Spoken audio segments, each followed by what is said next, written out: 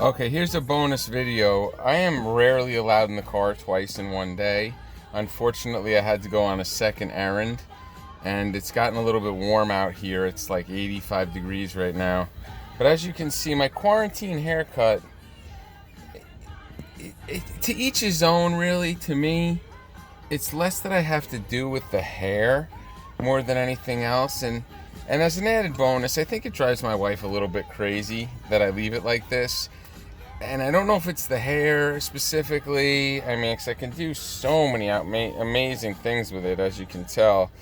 But it's the beard. The beard just seems to be something she likes the salt and pepper thing, but the fullness of it, she could take it or leave it.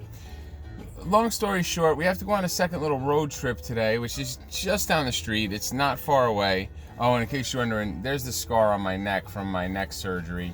I had to take my sweatshirt off. It got too hot outside. I needed to get a little bit of air. But I decided to bring my partner in crime with me, Norman, who is looking out the window right now at our neighbors. And I'll give you a little taste of what he's got going on over here. Hey, Norm, what's going on out there? You breathing heavy at the neighbors? You know you like the neighbors. Hey Norm, do you know it's Flag Day on the 11th? It's Veterans Day. Norm, do you know that it was Halloween a couple weeks ago? You are clearly up on current events. You just sit there and look out the window, try to look pretty. I'm gonna navigate us to the store, and hopefully we make it back in one piece. It's a crapshoot here in Florida. You never know what you're gonna get. I will say though that my left shoulder that's had a lot of the work done, not feeling super great. My right shoulder, on the other hand, isn't feeling too bad. It's kind of coming along, but I can't really do much with it. I was just giving you an obligatory bicep shot, little Hulk Hogan type thing, on a much smaller, pretty like flabbier scale than that. But compared to Norman, I'm the flabbiest one in the car, so I'll take what I can get. I'll go for a ride with my boy. We won't be gone for more than a few minutes, and hopefully we'll add some more shenanigans to our YouTube page. Hopefully start to get some more people to subscribe. Hey, look at that. I don't have a bag under my eye. Wow. Considering someone who hasn't slept more than 4 hours in a night, I'm holding up pretty good. Except for my nose. My nose is so big.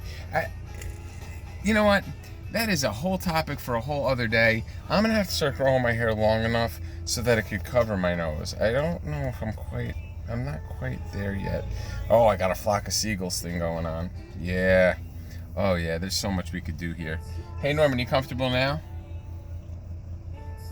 If you notice, Norman's chair is set in his position.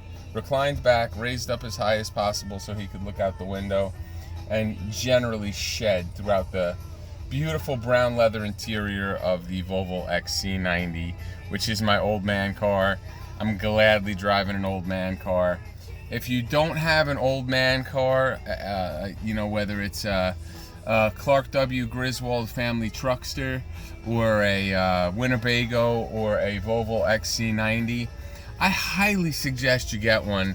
It takes all the pressure off of the road. I had a guy beep at me for, I don't know, about 3 miles earlier, and he rode up next to me, and the profanity in which he was dropping out the window at me was very, very rude, very, very uncalled for, and yet somehow when I put the window down and he got a load of me, he changed his tune. It was a weird thing that happened. It's a weird thing that happens. That's the thing I enjoy the most about the Volvo that's completely blacked out. Nobody knows if I'm a 90-year-old guy who rides around on a golf course on a golf cart for 8 hours a day, someone who eats prune juice for breakfast in the morning, or me, someone who's basically banged up and much older, whose body is much older than his brain. Speaking of which, you gotta put a gauge on it. Maybe some of my female friends can put a gauge on this. Maybe some of my male friends could put a gauge on this. What is the difference between your husband's mental capacity versus his maturity level. For me, I'm saying my age, I turned 48 in June, so chronologically I'm 48.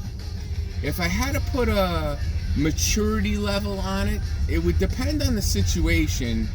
But if I'm watching Dumb and Dumber, say, for example, my maturity level is like an 11. Like, I'm an 11-year-old. Everything is funny. It's stupid, but I get a kick out of it. But a garden variety day, my brain still thinks I'm probably mid-20s, except in my mid-20s I was 350 pounds, so I wasn't really physically active. I think my brain thinks that the body that I have now is what I should have had when I was in my mid-20s.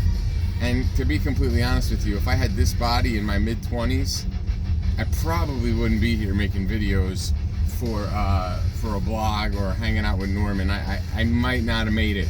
So I'm kind of glad the fatness balanced out the maturity level early on in my life.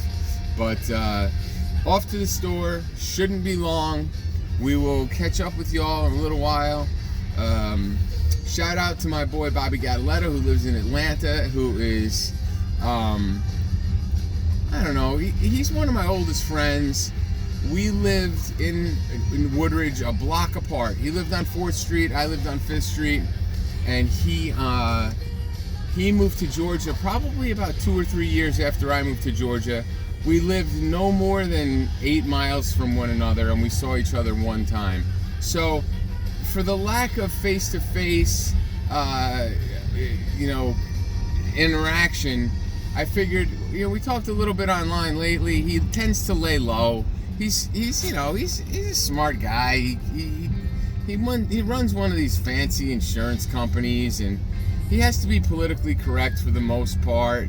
He can't tell you how his mom used to yell at us with a wooden spoon because his mom and dad were, I don't want to say off the boat immigrants, but I think they were. I think he would attest to that. But his mom was the meanest lady with a wooden spoon. We did not mess around in the basement at his house, and we generally played out on 5th Street, and then would generally try to be home before he got into trouble. Me, I would usually say, "Yeah, dude, I'll catch you later," and then I'd go get into some other trouble because, well, I'm the third of 3 boys, and by the time my parents got to me, it was basically, just roll him around on the ground if he catches on fire. So we'll shout out to him. We talked a little bit today on YouTube. Hopefully he's digging some of these videos. It's bringing back some funny memories of growing up in Woodridge. And if you really don't know Woodridge, where we grew up in Bergen County, it is extremely, extremely densely populated. I mean, there is, per capita, I think it's probably in the top 3 in the United States. Top 3 or top 5 for a number of people per square foot. But we grew up in a town called Woodridge, which was 1 square mile, and we were packed down it like sardines. And the town next to us, Hasbrook Heights, the most uppity town you could possibly imagine. Hasbrook Heights looked so down on Woodridge. Woodridge looked so down on anybody that we could possibly look down on. And we're all these 1 square mile towns that were, I wouldn't say segregated, but majority of the population was of one national descent or another, either mostly Italian, mostly German, mostly Polish. But we all seemed to manage to get along somehow for the most part, except if you heard the story about the Molly Wee, that was a totally different town, and that was a totally different situation. And that didn't work out too good, especially for me with a bloody hand and my buddy who almost got a date with a trans woman who liked him quite a bit. She thought he was the cat's meow, if you will. So I'll catch you guys a little bit later, and you have a great Monday evening, and adios from me and Norman. Norman, say goodbye. Norman, sit there still and snore. Perfect, buddy. Well trained. All that training worth every penny.